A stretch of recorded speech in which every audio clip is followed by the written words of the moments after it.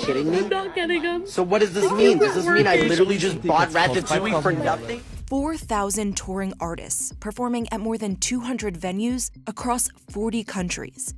98 million fans buying 500 million tickets to 40,000 concerts each year. That's Live Nation Entertainment, composed of Live Nation, a live entertainment promoter and venue operator, and Ticketmaster, a ticketing platform. The two companies merged in 2010. That merger was illegal, and it should have been blocked by the government. The company controls an estimated 70% of the ticketing and live event venues market. That might sound wild, but a monopoly in itself is not illegal in the US. Ticketmaster's position with over 80% of the ticketing market is not terribly different than Google with nearly 90% of search volumes in this country. When the Live Nation and Ticketmaster merger was approved back in 2010, it was under the condition of a consent decree. Among other things, forbidding Live Nation from retaliating against a venue for using a ticketer other than Ticketmaster. After an investigation, in 2019, the Justice Department alleged Live Nation had repeatedly violated this provision of its decree. Fast forward to 2022, it's deja vu. A reckoning for Ticketmaster. It's now facing an antitrust investigation. The company canceled its public sale for Taylor Swift's upcoming tour. As the leading player, we have an obligation to do better. I just want to dispel this notion that this is not a monopoly. There's no opportunities for us to say, okay, we see you, Live Nation, we see your offer. We would like to see what this show would look like if we worked with someone else. There is no someone else. Whatever they say just kind of is the word of God. In January 2022, a class action lawsuit was filed against Live Nation Entertainment, claiming the company has created a barrier to entry in the primary and secondary ticketing markets. The case is ongoing. And then, this. I didn't get tickets to the Taylor Swift concert. When Taylor Swift fans, excited to see the Queen of Heartbreak songs back on tour for the first time since 2018, logged on to Ticketmaster in November 2022 to grab their front row seats, chaos erupted. Ticketmaster is facing mounting scrutiny here after millions of fans waited hours only to run into glitches and error messages on the website. First, and all the Live Nation team is sympathetic that the long wait times and fans who couldn't get what they wanted. Reality is, it's a function of the massive demand that Taylor Swift has. The site was supposed to be opened up for 1.5 million verified Taylor Swift fans. We had 14 million people hit the site, including bots, another story, which are not supposed to be there. 2 million tickets were sold and the general public sale was canceled. In December 2022, the House and Energy Commerce Committee wrote a letter to Live Nation CEO Michael Rapino asking him to provide a briefing on the ticketing process for Swift's tour. It also requested the company provide insight into a number of claims. Interestingly, AEG, our competitor, who is the promoter for Taylor Swift, chose to use us because we are, in reality, the largest and most effective ticket seller in the world. AEG Presents claimed working with Ticketmaster was its only option, saying, quote, Ticketmaster's exclusive deals with the vast majority of venues on the Eras tour required us to ticket through their system. We didn't have a choice. We worry about monopolists in the antitrust world when they engage in conduct that is really designed to force out smaller rivals, to limit competition. Only a few months prior, in August 2022, tickets to see Bruce Springsteen caused a similar uproar. If I pay $5,000 to see Bruce Springsteen, he better sit on my lap and play an acoustic set of Nebraska. In 2017, Ticketmaster started asking consumers to register as verified fans in an attempt to keep out scalpers and bots. But in the case of Swift and Springsteen sales, this doesn't appear to have worked. Marked up tickets popped up on the secondary market within hours. The ticketer also faced criticism concerning its official platinum feature for premium seats, using something called dynamic pricing, essentially pricing tickets based on demand, and also revolving barcodes, preventing fans from reselling their ticket. In a statement, Live Nation said it takes its responsibilities under the antitrust law seriously and does not engage in behaviors that could justify litigation.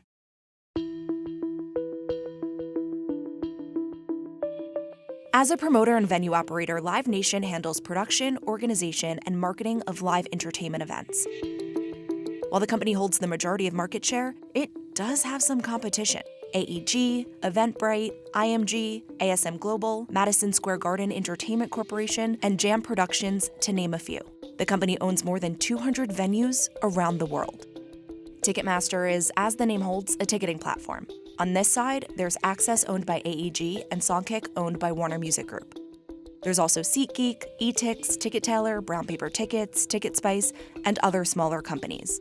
There are ticketers who sell directly from the venues and those in resale, like StubHub and Vivid Seats. Ticketmaster does both. There's really no one that's been able to get the type of scale that Live Nation has. The closest comparable is Anschutz Entertainment Group with their own kind of internal ticketing platform. But, they made a statement that speaks to the market power of Ticketmaster, which is that they used Ticketmaster to ticket Taylor Swift.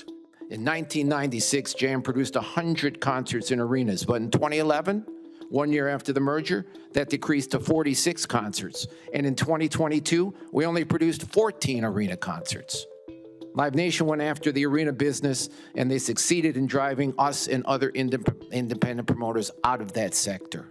Should we just do from the top? Sure. Are you kidding me? Ready? I'm getting sick of the ticket fees.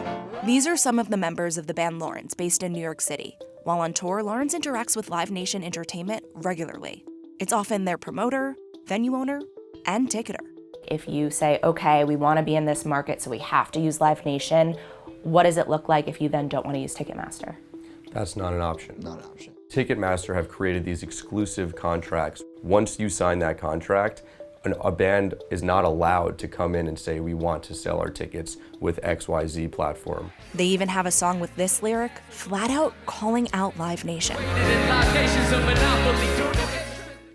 In the 1990s, Pearl Jam, at the height of their fame, was so frustrated by Ticketmaster's service fees and power over the industry that they attempted to only play at venues that used other ticketing services. That meant they didn't play at some of the larger venues that they would have. In 1998, they went back to playing mostly venues that used Ticketmaster. On January 13, 2023, Barclays Center announced its return to Ticketmaster as its ticketer after making a switch to SeatGeek, a competitor, in 2021. It's a business that a lot of people have looked at. They've spoken about wanting to get into it, and no one's really been able to grab enough market share to really be a meaningful player. We think using Ticketmaster's platform, our concert platform, we can become the Zappos or Amazon of the concert business versus what we are today.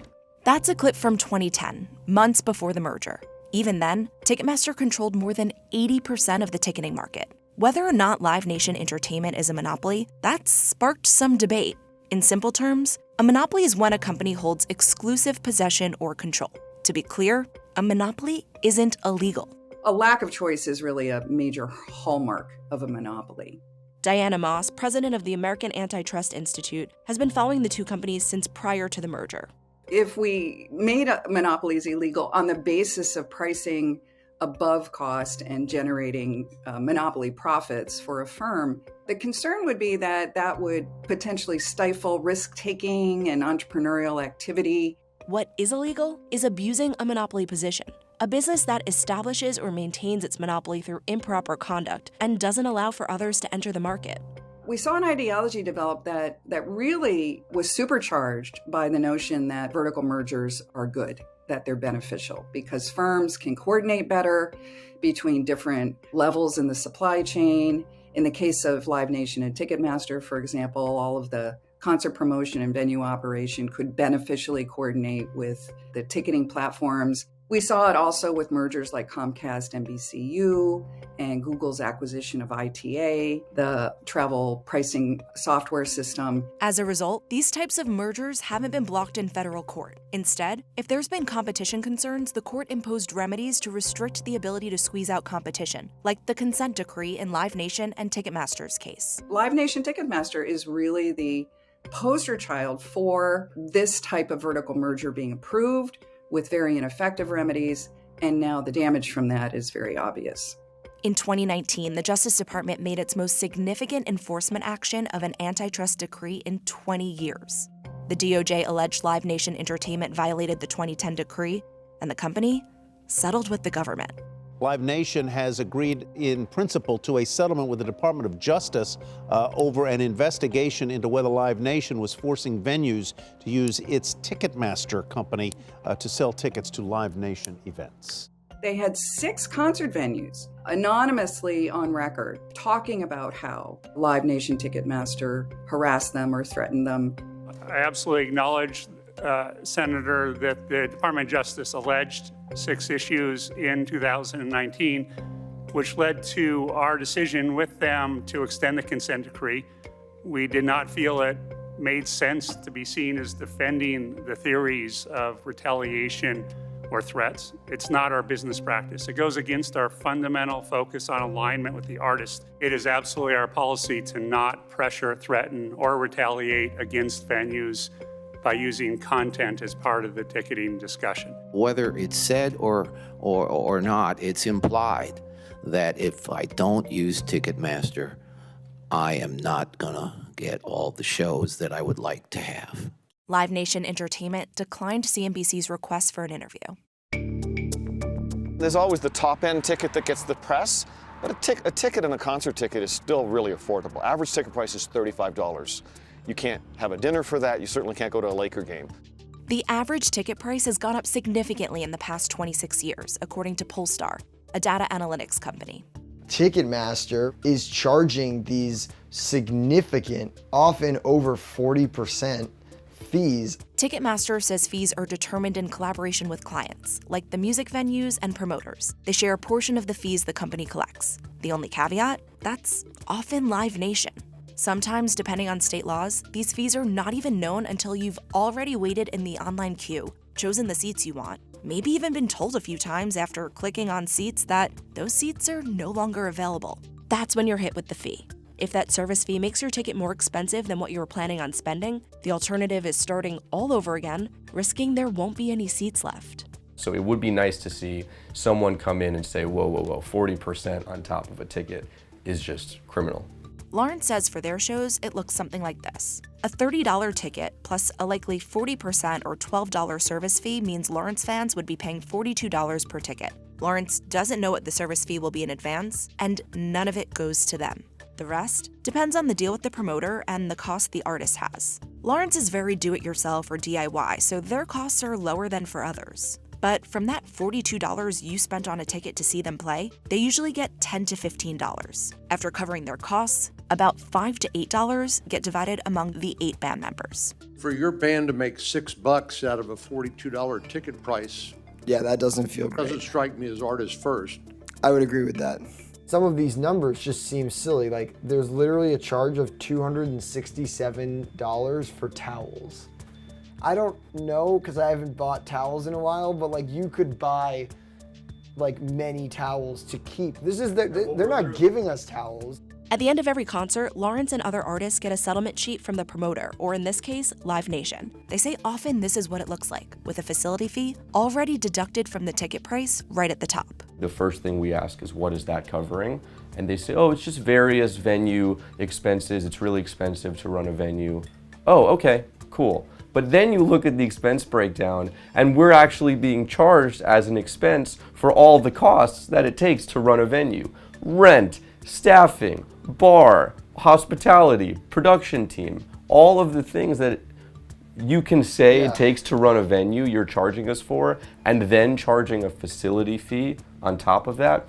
To bypass those fees, Lawrence has created their own ticketing site. They say many artists don't even know that venue ticketing contracts often allow artists to sell up to 10% of tickets themselves. I think it's totally reasonable to up that number closer to 30, 40, 50. Obviously 100%. If you're buying a ticket to a show, Ticketmaster's owning that data. I, as an artist, don't ever know the names of people, the emails of people that are coming to my shows. It's unclear what will happen next for Live Nation Entertainment. While some are calling for the company's breakup, monopolization cases are hard to bring to court and even harder to win.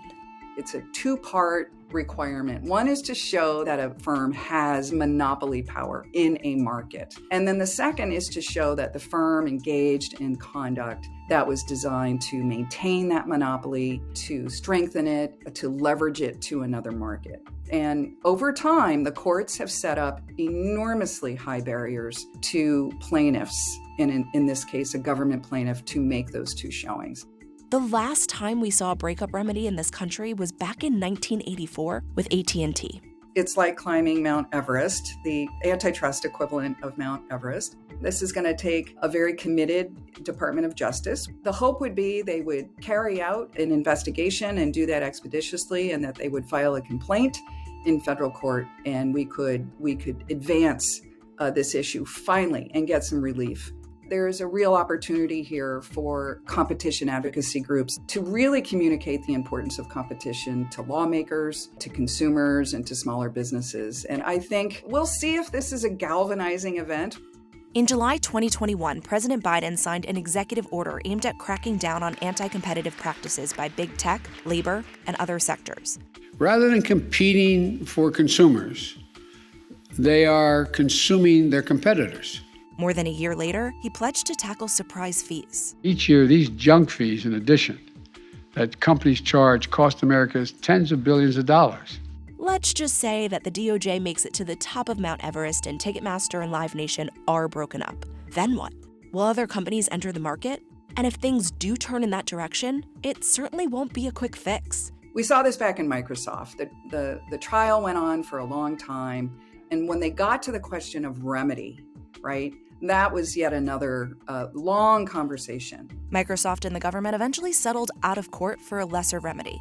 Moss believes the country's antitrust laws should be modernized, something the Federal Trade Commission and Department of Justice Antitrust Division are working on, kicking off a process to rewrite merger guidelines in January 2022. Senator Klobuchar also hoping to bring change. Her bipartisan legislation was passed by the House of Representatives in September 2022. Her bill would provide the necessary clarification and modifications to make it easier for the government to bring monopolization cases and to prevail in those cases when they are litigated in federal court. She says it would bring stronger enforcement of U.S. merger law as well. Meanwhile, Lawrence is talking about a bill of their own, a Bill of Rights for artists, a handful of proposed changes that they believe would make the industry more fair.